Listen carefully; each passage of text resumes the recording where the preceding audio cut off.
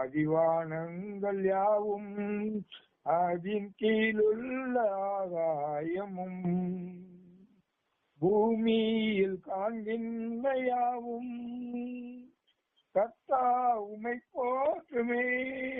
ஆகாக எண்ணில் தடங்கா தோத்திரம் தேவா என்றன் நான் பாடுவே.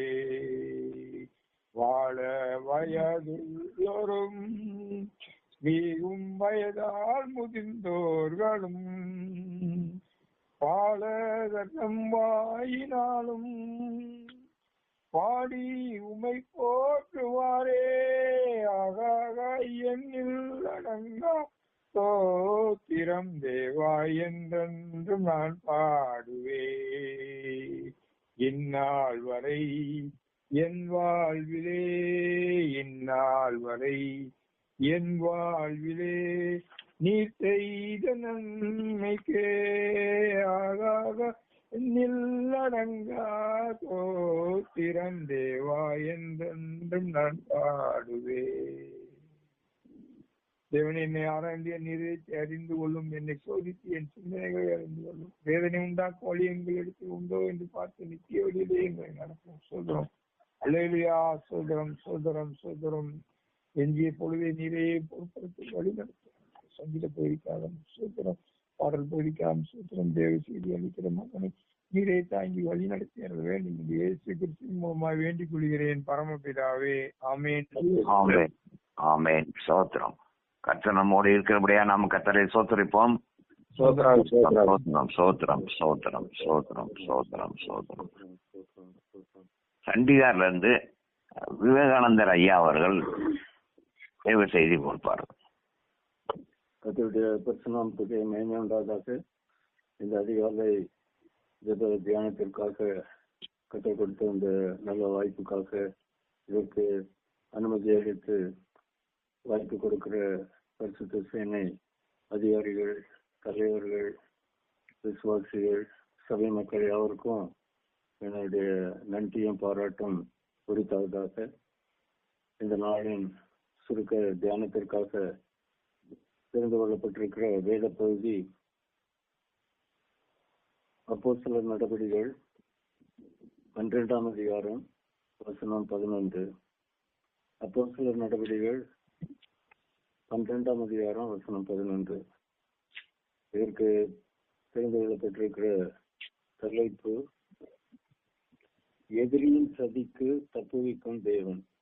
எதிரியின் சதிக்கு தப்புவிக்கும் தேவன்.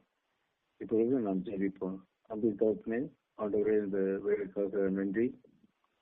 உண்மை நோக்கி பார்த்து ஆண்டவரே, உங்களுடைய உதவியை நாங்கள் தேடுகிறோம். பரிசுத்த ஆவியானவரே, இந்த வேத சத்தியங்களை எழுதி வைத்திருக்கிற நேர் இந்த நாளில் எங்களுடைய தேவைக்காக எங்களுக்கு போதித்தரலாம், எங்களுக்கு கற்றுத்தாரும். உண்மை பற்றி அதிகமாக அறிந்து கொள்ள ஆண்டவரே, உங்களுடைய வசனத்தை நாங்கள் தெரிந்து கொள்ள, அதன் பிரகாரம் நாங்கள் அன்றாட வாழ்க்கை நடத்தி உண்மை மகிமைப்படுத்த அப்பா கிருபை செய்யும். ஆண்டவரே, இயேசு கிறிஸ்து நாமத்திலே ஜெபிக்கிறோம் பிதாவே. ஆமென். இந்த வசனத்திலே சொல்லப்பட்டிருக்கிற பிரகாரமாக இந்த சம்பவம் ஏரோது ராஜாவின் நாட்களிலே, அந்த சீடர்களின் நாட்கள், அந்த சபை ஸ்தாபிக்கப்பட்டு சபை நடந்து வந்து கொண்டிருந்த அந்த நாட்களிலே இந்த ஒரு அதிசய சம்பவம் நேர்ந்தது. அந்த நாட்களிலே ஏரோது ராஜா என்று சொல்லப்படக்கூடிய அந்த எருசலேம், அந்த யூதேயா பிராந்தியங்களை அரசாட்சி செய்து வந்த அந்த ராஜா யோவான் சீடருடைய சகோதரனாக்கிய யாக்கோபை பட்டயத்தினாலே கொலை செய்தார். விதமாக இயேசு கிறிஸ்துவின் சீடர்களை கொலை செய்தது அந்த யூத தலைவர்களுக்கு மிகவும் பிரியமா இருக்கிறது என்பதை அந்த ஏரோது ராஜா அறிந்து இப்பொழுது பேதுரு சீடரையும் பிடித்தார். பேதுரு சீடரையும் பிடித்து அவரை சிறைச்சாலையில அடைத்தார். குறிப்பில்லாத அப்ப பண்டிகை, பஸ்கா பண்டிகை என்கிற அந்த பிரதான யூதர்களுடைய பண்டிகைகளின் நாட்களுக்கு பிற்பாடு அந்த பேதுருவை நியாய விசாரணைக்கு கொண்டு வந்து அவர் மேல் தப்பான பழி போட்டு அவரை கொண்டு போடுவதற்காக முயற்சியிலே அவரை சிறையில் அடைத்தார்கள். அதற்காக அங்குள்ள சபையார் மிகவும் பயபக்தியோடு இரவு ஜெபித்துக் கொண்டிருந்தார்கள். தேவனோடு விசுவாசமாக போராடி ஜெபித்துக் கொண்டிருந்தார்கள். இப்பொழுது இந்த பேதுரு என்பவர் சிறைச்சாலையிலே மிகவும் பாதுகாவலான சிறை, ஹை செக்யூரிட்டி பிரிசன் என்று சொல்லப்படக்கூடிய அந்த மிகவும் கடினமான கைதிகளை பாதுகாக்கிற ஒரு இடம். அங்கே ஆயுதம் தாங்கிய போர் வீரர்கள் இவரை பாதுகாத்தனர். அந்த 4 வகுப்பாக இவருக்கு பாதுகாவல் கொடுக்கப்பட்டிருந்தது. அந்த வேளையிலே இவர் அந்த சிறையிலே 2 போர் சேவர்கள், ஆயுதம் தாங்கிய போர் சேவர்கள் மத்தியிலே சங்கிலியால் கட்டப்பட்டு அசந்து தூங்கிக் கொண்டிருந்தார். அந்த வேளையிலே நடுராத்திரியிலே தேவதூதன் அவங்க சிறைச்சாலை அறையிலே வருகிறார். அந்த சிறைச்சாலையிலே மிகுந்த பிரகாசம் உண்டாகிறது, பெரிய வெளிச்சம் உண்டாகிறது.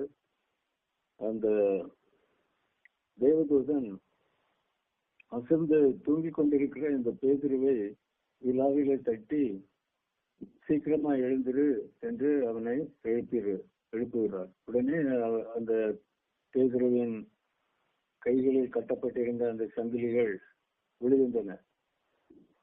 அவர் விடுதலையாகுகின்றார். உடனே தூதன் பேதுருவை நோக்கி, உன் அறையை கட்டி உன் பாதரட்சைகளை தடுத்துக்கொள் என்கிறார். உடனே அதிகமாக அவர் கீழ்ப்படிந்து பெல்ட்டை கட்டிக்கொண்டு தன்னுடைய பாதரட்சை அணிந்து கொண்டு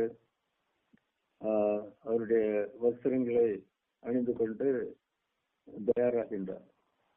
இப்பொழுது அந்த தூதன் பேதுருவை நோக்கி, என்னை பின்பற்றி வா என்று கட்டளை கொடுக்கிறார். உடனே அந்த பேதுரு அந்த தேவதூதனை பின்பற்றி செல்கின்றார்.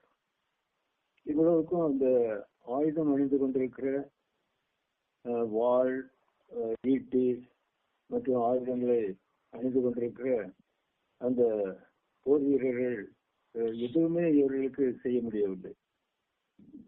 பத்திரமாக இந்த பேதுரு அந்த தேவதூதனின் பின்னால் நடந்து ஒவ்வொரு கதவுகளும் அவர்களுக்கு திறக்கப்படுகின்றன. அவர்கள் பத்திரமாக வெளியே வந்து அந்த இருப்பு கதவண்டையிலே வருகின்றார். நகரத்துக்கு போகிற அந்த பட்டணத்துக்கு போகிற அந்த ரோடில் இருக்கிற பாதையில் இருக்கிற பெரிய இருப்பு கதவண்டையிலே வந்த போது அதுவும் தானாய் அவர்களுக்கு திறக்கிறது. அங்கேயும் காவல் போர் வீரர்கள், ஆயுதம் தாங்கிய போர் வீரர்கள் நிற்கிறார்கள். என்ற போதிலும் அவர்களால் எதுவுமே செய்ய முடியவில்லை.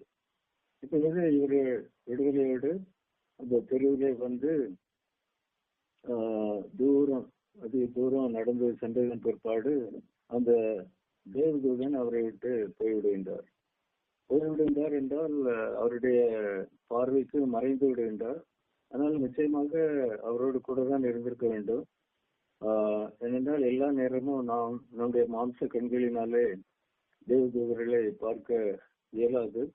ஆனால் நிச்சயமாக கர்த்தரும் தேவதூதர்களும் நமக்கு எப்போதும் பாதுகாவல் கொடுக்கிறவர்களாக நம்மோடு கூட இருந்து கொண்டிருக்கிறாங்க. இப்பொழுதும் நம்ம எல்லாருக்கும் கர்த்தருடைய பாதுகாவல், கர்த்தருடைய தேவதூதர்களின் பாதுகாவல் நமக்கு இருந்து கொண்டேதான் இருக்கிறது. கர்த்தர் அந்த தேவைப்படுகிற வேளையிலே நாம் நம்மாலே நம்மை தப்புவிக்க முடியாது என்கிற கட்டத்திலே, நாம் நமக்கு உதவி செய்ய முடியாது, அபாய நிலைமையில இருக்கிறோம் என்கிற சூழ்நிலையிலே அந்த மாறான சூப்பர் நேச்சுரல் வகையிலே அந்த அதிசயம், அந்த பெரிய உதவி பக்தர்களுக்கு, இயேசு கிறிஸ்துவை விசுவாசிக்கிற ஒவ்வொருவருக்கும் கிடைக்கிறது. இந்த சூழ்நிலையிலே தான் பேதுரு இப்போ அந்த உறக்க அந்த கடல் அந்த உறக்க சூழ்நிலையிலிருந்து, நித்திரையிலிருந்து அவர் சாதாரண விழித்து அவருடைய அந்த சொப்பனம் காண்கிறேன், தரிசனம் காண்கிறேன் என்கிற அந்த நினைப்பிலிருந்து வெளியேறி உண்மையிலேயே ஆண்டவர் அவருடைய சீடனை, அவருடைய தேவதூதனை அனுப்பி என்னை பாதுகாத்து விட்டார் என்கிறதை அவர் அறிந்து இந்த வசனத்தில் சொல்லப்பட்டிருக்கிற பிரகாரமாக அந்த சம்பவம் நடக்கின்றது. அப்போஸ்தலர் 12ஆம் அதிகாரம் 11ஆம் வசனத்திலே, பேதுருவுக்கு தெளிவு வந்த போது ஏரோதின் கைக்கும் யூத ஜனங்களின் எண்ணங்களுக்கும் என்னை விடுதலையாக்கும்படிக்கு கர்த்தர் தம்முடைய தூதனை அனுப்பினார் என்று நான் இப்பொழுது மெய்யாய் அறிந்திருக்கிறேன் என்றான். இது ஒரு பெரிய ஒரு அதிசயம், யாருக்குமே கிடைக்காத ஒரு பெரிய அதிசயம் இந்த பேதுரு சீடருக்கு கர்த்தர் கொடுத்திருக்கிறார். ஏனென்றால் இந்த பேதுரு சீடரால் இன்னும் கர்த்தருக்காக ஏராளமான ஆத்மாக்கள் ஆதாயம் செய்யப்பட வேண்டியிருக்கிறது. கர்த்தருக்காக, கர்த்தருடைய சபை ஸ்தாபிக்கப்படுவதற்காக, கட்டி எழுப்பப்படுவதற்காக, இன்னும் பெரிய அநேகரை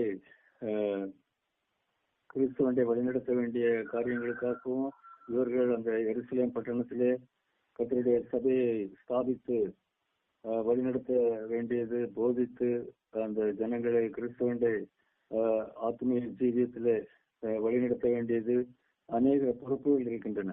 அந்த பேதுருவின் காலம், அவர் இந்த உலகத்தை விட்டு பிரிந்து செல்ல வேண்டிய காலம் இன்னும் நிறைவேறவில்லை. ஆகவே கர்த்தர் அந்த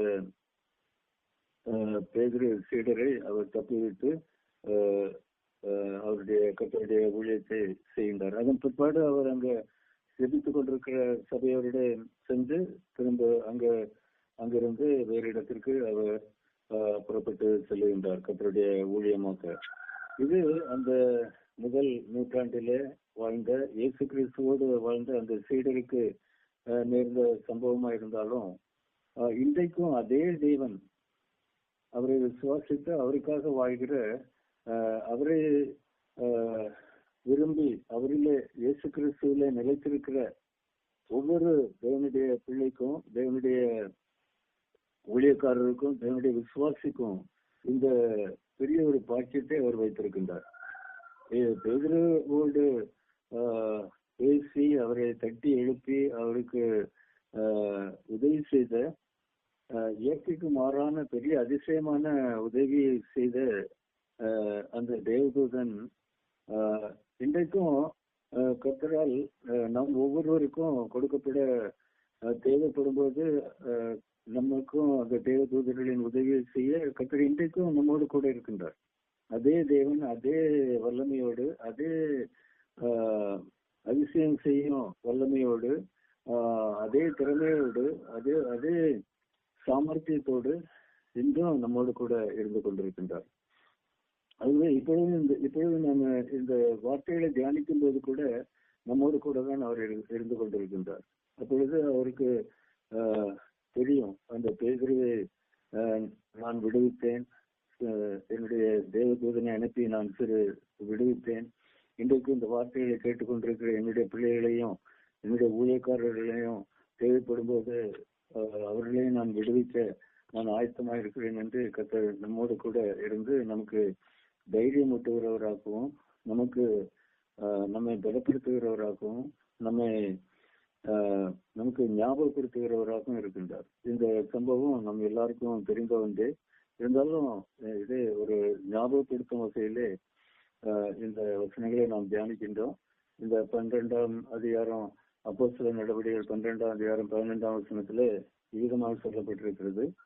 பேதுருவுக்கு தெளிவு வந்த போது ஏரோதின் கைக்கும் யூத ஜனங்களின் எண்ணங்களுக்கும் என்னை விடுதலையாக்கும்படிக்கு கர்த்தர் தம்முடைய தூதனை அனுப்பினார் என்று நான் இப்பொழுது மெய்யாய் அறிந்திருக்கிறேன் என்று அவர் சாட்சி கொடுக்கின்றார். இந்த வசனங்களிலே. ஆம், இன்றைக்கு நம்முடைய மத்தியிலையும் நம்மை சுற்றிலும் விதமான சம்பவங்கள் நடந்து கொண்டிருக்கின்றன. நமக்கும் விதமான ஒரு சூழ்நிலை ஏற்படலாம். போலீஸ் ஸ்டேஷன், கோர்ட்டு கச்சேரி, ஜெயில், இன்னும் ஆஸ்பத்திரி, இன்னும் வெட்கம், துன்பம், அடி, காயங்கள், வீண் வார்த்தைகள், அவமானங்கள், நிந்தைகள், சிறைவாசங்கள், தப்பான கேஸ்கள், விதமான அநேக உபத்திரவங்கள் நமக்காக காத்திருக்கின்றன, இயேசு கிறிஸ்துவுக்காக செய்ப்பதற்காக. அப்பொழுது நாம் அதற்காக நாம் கவலைப்பட வேண்டியதில்லை. இந்த பேதுருவை நாம் கவனிக்கும் போது, அவருடைய வாழ்க்கையை நாம் கவனிக்கும் போது, சிறைவாசத்தின் போது அவர் அசந்து தூங்கி கொண்டிருந்ததாக நாம் பார்க்கின்றோம். அந்த ஆயுதங்கள் தாங்கிய 2 போர் வீரர்கள் மத்தியில சங்கிலிகளால் கட்டப்பட்டு அவர் இரவுல இளைப்பாறி கொண்டிருந்தார், அசந்து தூங்கி கொண்டிருந்ததாக பார்க்கின்றோம். தேவதூதர் வந்தது கூட அவருக்கு தெரியாது. வெளிச்சம் பிரகாசிக்கிறது, அவர் எழும்பவில்லை, அவரை தட்டி எழுப்ப வேண்டியது இருந்தது. விதமான பெரிய தேவதூதன் ஒரு மனிதனை தொட்டு தட்டி தூக்கத்திலிருந்து அவரை எழுப்ப வேண்டிய ஒரு சூழ்நிலை. அவ்விதமாக கூட தேவன் அந்த தேவதூதர்கள் நம்மை மனிதர்களை தொட்டு நம்மை ஜாக்கிரதைப்படுத்த எழுப்பிவிட கர்த்தர் அனுமதிக்கின்றார். இருந்தாலும் நமக்கு எந்த விதமான ஒரு அபாயமோ இல்லை என்றால் தீங்கோ ஏற்படாதபடிக்கு நம்மை காத்துக்கொள்ள கர்த்தருடைய பலன், கர்த்தருடைய பரிசுத்தம், கர்த்தருடைய சித்தம், கர்த்தருடைய பாதுகாவல் நமக்கு தருகிறார். அது கர்த்தருடைய பெரிய ஒரு கிருபை. இன்றைக்கும் அதிகமாக நம்ம ஒவ்வொருவருக்கும் செய்ய கர்த்தர் வல்லமை உள்ளவராக இருக்கின்றார். நம்ம சூழ இருக்கின்ற சூழ்நிலைகளிலே, உபத்திரவங்கள் மத்தியிலே, நிந்தைகள், அவமானம், இயேசு கிறிஸ்துவுக்காக நாம் சகிக்க வேண்டிய பாடுகள், எதிர்ப்புகள், ஆண்டவருடைய 2வது வருகை சீக்கிரமா இருக்கிறபடினாலே அதற்கான எல்லா அடையாளங்களும் சம்பவங்களும் நடந்து கொண்டிருக்கிற இந்த நாட்களில் கர்த்தர் நம்மை தயார் செய்கின்றார், நம்மை ஜாக்கிரதைப்படுத்துகின்றார், நம்மை பலப்படுத்துகின்றார், ஆத்மீகமாக நம்மை தைரியப்படுத்துகின்றார். நாம் பயப்பட வேண்டிய தேவையில்லை, நாம் சோர்ந்து போக வேண்டிய தேவையில்லை, நாம் கவலைப்பட வேண்டிய தேவையில்லை. நாம் இயேசு கிறிஸ்துவுக்காக நான் வாழும்போது விதமாக பாடுபட வேண்டியது இருக்கும் என்று நாம் சோர்ந்து போக வேண்டிய தேவையில்லை. கர்த்தருடைய பரலோக அரசாங்கத்தின் உதவி, கர்த்தருடைய பரலோக தேவதூதர்களின் சேனைகளின் உதவி நமக்கு எப்பொழுதும் தயாராக இருக்கின்றன. ஆகவே நாம் சோர்ந்து போகாதபடி ஆண்டவருக்காக நாம் ஜீவிப்போம், கர்த்தருடைய வார்த்தையை நாம் அறிவிப்போம், கர்த்தருக்காக நாம் வாழுவோம். முடிவு பரியந்தம் நம்முடைய இறுதி மூச்சு வரைக்கும் நாம் உண்மையுள்ளவர்களாக நாம் வாழ நாம் அழைக்கப்பட்டிருக்கின்றோம். ஆகவே இந்த வார்த்தைகளை கொண்டு கர்த்தர் நம்ம ஒவ்வொருவரையும் தைரியப்படுத்துவாராக, ஆயத்தப்படுத்துவாராக. கர்த்தருடைய வருகைக்காக, அவருடைய பாடுகளுக்காக அபிநந்தமாக கர்த்தருக்கு மகிமையை கொடுக்க ஒவ்வொருவருக்கும் ஒவ்வொரு விதமான சூழ்நிலை ஏற்படலாம். அதிலே நாம் தைரியமாக, உறுதியாக, கடைசி வரைந்தும் விட்டு கொடுக்காத பிடிக்கு, கடைசி வரைந்தும் கர்த்தரை மறுதலிக்காத பிடிக்கு, இறுதி மூச்சு வரைக்கும் இயேசு கிறிஸ்துவுக்காக வாழ்ந்து நமக்காக காத்து கொண்டிருக்கிற அந்த ஜீவ கிரீடத்தை அணிந்து கொள்ளும் பாக்கியம் பெற கர்த்தர் நமக்கு ஒவ்வொருவருக்கும் உதவி செய்வாராக. இப்பொழுது நாம் ஜெபிக்கலாம். அந்த தகப்பனே, ஆண்டவரே, இந்த அதிகாலை வேத பகுதிக்காக, வேத தியானத்துக்காக நன்றி ஆண்டவரே. பேதுருவோடு இருந்த தேவன் இன்று எங்கள் ஒவ்வொருவரோடும் கூட இருக்கிறீர். இந்த வார்த்தைகளை கேட்கிற ஒவ்வொருவரோடும் கூட இருந்து கொண்டு இருக்கிறீர். ஆம் ஆண்டவரே, இதுதான் உண்மை. உடைய பரலோக அரசாங்கத்தின் உதவி, உடைய பரலோக தேவதூதர்களின் சேனைகளின் உதவி, உண்மை விசுவாசிக்கிற, உண்மை பின்பற்றுகிற உங்களுடைய அடிச்சுவடிகளிலே பாடுகளோடும் வேதனைகளோடும் நிந்தை, அவமானங்கள், இழப்புகள், கஷ்டங்கள், காயங்கள் மற்றும் எத்தனை விதமான காரணமில்லாத தண்டனைகள் மற்றும் எத்தனை விதமான துன்பங்கள் மத்தியிலே இயேசு கிறிஸ்துவுக்காக வாழ அர்ப்பணிச்சிருக்கிற இந்த பிள்ளைகள் ஒவ்வொருவரோடும் இருந்து அவர்களை பலப்படுத்தட்டும் ஆண்டவரே. உமக்காக பாடுகள் சகிக்க, உமக்காக நிந்தைகள் சகிக்க, இயேசு கிறிஸ்துவுக்காக வெற்றி கிறிஸ்தவ வாழ்க்கையை நடத்த ஆண்டவரே விதமான இயற்கைக்கு மாறான பெரிய அதிசய அனுபவங்களை அனுபவித்து சாட்சிகளாக ஜீவிக்க உமக்காக உங்களுடைய வார்த்தைகளை பறைசாற்றி அறிவிக்க கோடிக்கணக்கான பேரை கிறிஸ்துவனை வழிநடத்த ஏராளமான சபைகளை ஸ்தாபிக்க பெரிய அதிசயங்கள் அற்புதங்கள் அடையாளங்கள் நடந்து உங்களுடைய நாமம் பெரிய அளவில் மகிமைப்பட ஆண்டவரை இந்த உங்களுடைய பிள்ளைகளை தயார் செய்து பயன்படுத்தி வருகிறார்கள், தகுதிப்படுத்தி பயன்படுத்தி வருகிறார்கள். உங்களுடைய நாமம் மகிமைப்படட்டும் ஆண்டவரே. உங்களுடைய ஆளுகைகள் மத்தியிலே உண்டாக்கட்டும் ஆண்டவரே. உங்களுடைய பரிசுத்த பலம், உங்களுடைய சூப்பர் நேச்சுரல் சக்தி ஆண்டவரே, இயற்கைக்கு மாறான அதிசய பலம் ஆண்டவரே இந்த உங்களுடைய மக்கள் ஒவ்வொருவருக்கும் உண்டாவதாக. அவர்கள் குடும்பங்களையும் கடமைகளையும் நீர் ஆசீர்வதியும் ஆண்டவரே. உழைப்பு பிரயாசங்களை ஆசீர்வதியும் ஆண்டவரே. அவர்கள் கிடைக்க வேண்டிய எல்லா விதமான சமயத்துக்கு ஏற்ற ப்ரமோஷன்கள், உயர்வுகள், எல்லா விதமான வாழ்த்துதல்கள், மெடல்கள், கப்புகள் எல்லாம் கிடைக்க ஆண்டவரே நீர் அவர்களுக்கு உதவி செய்யும். அவருடைய குடும்பத்தின் மக்கள், பிள்ளைகள், சகோதர சகோதரிகள், பெற்றோர் ஒவ்வொருவரையும் நீர் ஆசீர்வதிப்பீராக ஆண்டவரே. இந்த 10th 12th போர்டு பரீட்சைகள் நடந்து கொண்டிருக்கிற நாட்களிலே ஆண்டவரே அந்த குழந்தைகள் ஆண்டவரே எல்லா பாடங்களிலேயும் முதல் மார்க் வாங்கி நல்ல வெற்றி பெற்று அவருடைய வேலை வாய்ப்புகள், அவருடைய மேற்படிப்பு வாய்ப்புகள் அது ஆசீர்வாதமாக அமைந்திருக்க ஆண்டவரை நீர் உதவி செய்யும். ஆண்டவரே இந்த உங்களுடைய பிள்ளைகளுடைய குழந்தைகள் வரும் காலத்திலே ஆண்டவரே அவர்கள் இந்த தேசத்தின் பெரிய தலைவர்களாகட்டும், உலக திருச்சபையின் பெரிய தலைவர்களாகட்டும் ஆண்டவரே ஆசீர்வதித்து வைக்கும் அப்பா. அந்த அவர்களுக்கு ஏற்ற நல்ல உங்களுடைய பிள்ளைகளான வாழ்க்கை துணைவர்கள், துணைவிகள் ஏற்ற காலத்திலே அவர்களுக்கு நீர் கொடுத்துடலாம். அவருடைய குடும்பங்கள் உமக்காக சாட்சியான குடும்பங்களாக வாழட்டும். எல்லா குடும்பங்களிலும் புத்திர பாக்கியத்தை நீர் அருளி செய்திடலாம். ஆசீர்வாதம் உடைய சமூகத்தை உடைய பிள்ளைகளை உடைய சமூகத்திலே நினைவு கூர்ந்தீராக. நீர் இந்த குடும்பங்களை வழிநடத்துவீராக. நீர் இந்த குடும்பங்களிலே ஆளுகை செய்வீராக. ஆண்டவரே குடும்பங்களை பிரிக்க முயற்சி செய்கிற எல்லா பிசாசின் தந்திரங்கள் இயேசு கிறிஸ்து நாமத்திலே சுட்டரிக்கப்படுவதாக. குடும்பங்களிலே பெரிய அன்பு, ஐக்கியம், சமாதானம், செழிப்பு உண்டாயிருப்பதாக, சுதந்திரம் உண்டாயிருப்பதாக. ஒருவேளை இந்த வார்த்தைகளை கேட்டுக்கொண்டிருக்கிற யாருக்காவது சரீரத்திலே பலவீனம், சுகவீனம், வியாதி இருப்பின் இயேசு கிறிஸ்து நாமத்திலே அவருடைய உச்சந்தலையில் இருந்து உள்ளங்கால் வரைக்கும் பரிபூர்ண சுகம் உண்டாவதாக, ஆரோக்கியம் உண்டாவதாக. எல்லா துதியும் கனவு மகிமையும் இயேசுராஜா உமக்கே தருகிறோம். இந்த பரிசுத்த சேனை ஊழியங்களை நீர் ஆசீர்வதி. இந்தியாவிலே மாத்திரமல்ல உலகத்தின் பல நாடுகளிலே ஆண்டவரே இது வளர்ந்து பெருகட்டும். ஆலமரத்தை போல தொடர்ந்து கவிழ்ந்து கொள்ளட்டும். உமக்கு மகிமை உண்டாகட்டும். ஆண்டவர் இயேசு கிறிஸ்து நாமத்திலே ஜெபிக்கிறோம் பிதாவே, ஆமென்.